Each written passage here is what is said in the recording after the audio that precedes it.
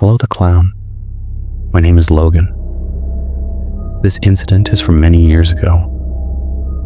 When I was newly recruited as a security guard, my duty was assigned outside the city at an old, abandoned textile mill. The mill had been closed for 20 years. The stories behind its closure were also quite strange. People said that after going bankrupt, the owner had committed suicide. Others said that there had been an accident here in which many workers were burned alive. After that, this place became haunted. I didn't believe in these things. I only cared about my salary. The mill area was very vast, spread over several acres, tall chimneys, huge warehouses, and a central production hall that looked like a giant structure. My duty was at night. There was another guard with me, George, a heavy-built and quiet man. The first few nights passed peacefully. We would sit in a small cabin at the main gate, drink tea, and pass the time. George didn't talk much. He would sometimes just stare towards the mill. "Uncle George, everything okay inside?" I asked once. He took a sip of tea and, without looking at me, said, "No one goes inside, Logan, and no one comes out from inside. You just do your duty." One night around 2 a.m., George got up to go to the washroom. I was alone in the cabin when suddenly the old phone in the cabin rang. My heart started pounding. That phone had been dead for 20 years. Even its line was disconnected. The bell kept ringing. With trembling hands, I picked up the receiver. "Hello?" No one spoke from the other side.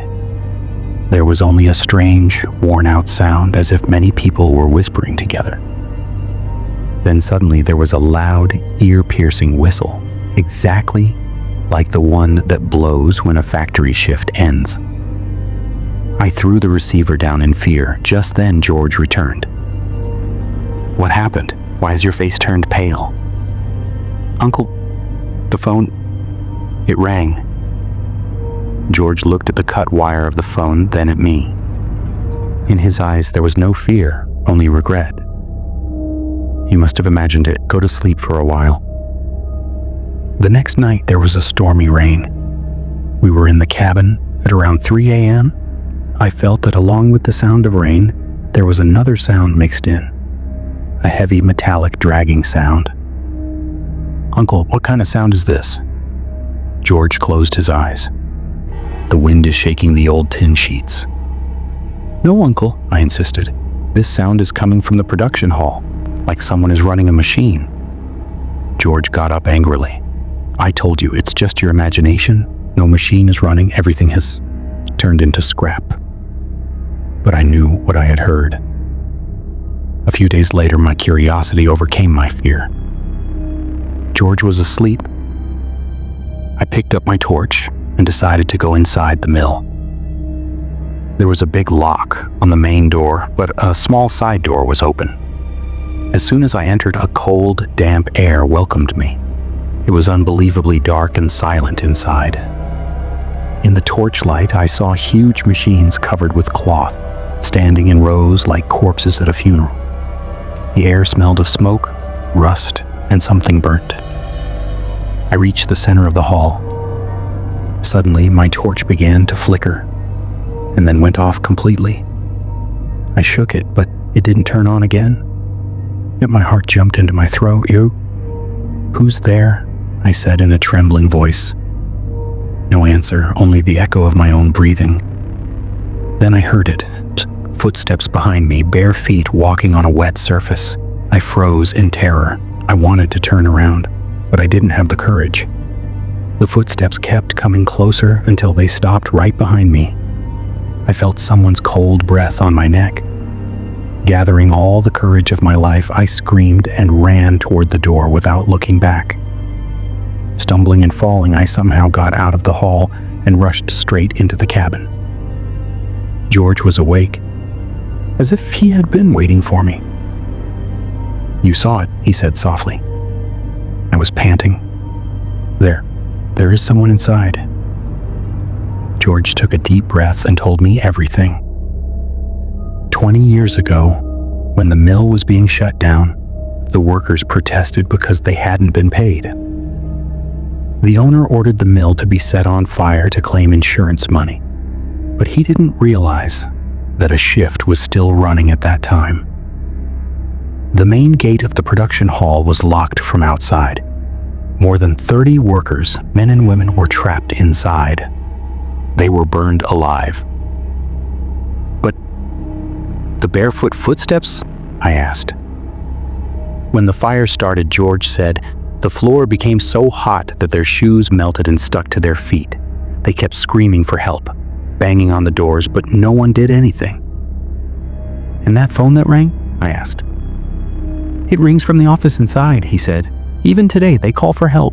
They blow the whistle, saying our shift is over, let us go. I was left numb. Then why are you here? Why don't you leave this job? I asked.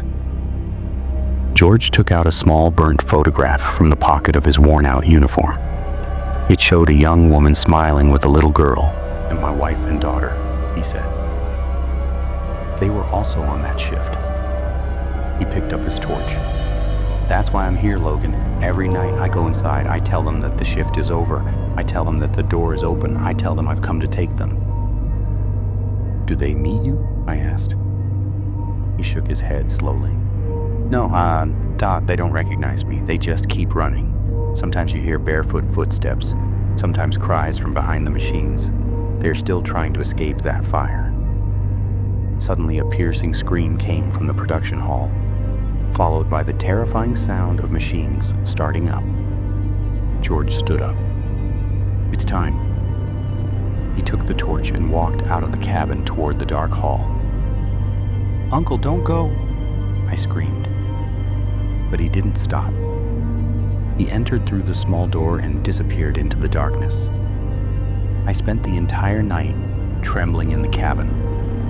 The sounds of machines and screams continued until morning. When the sun rose, I packed my things. I didn't want to stay in that mill for even a second. I resigned and left that city altogether. Years later, I heard that the entire textile mill was finally demolished. But workers said that whenever they went to clear the debris, they could still smell freshly burnt thread. And sometimes from under the rubble, the sound of an old, disconnected phone ringing could still be heard.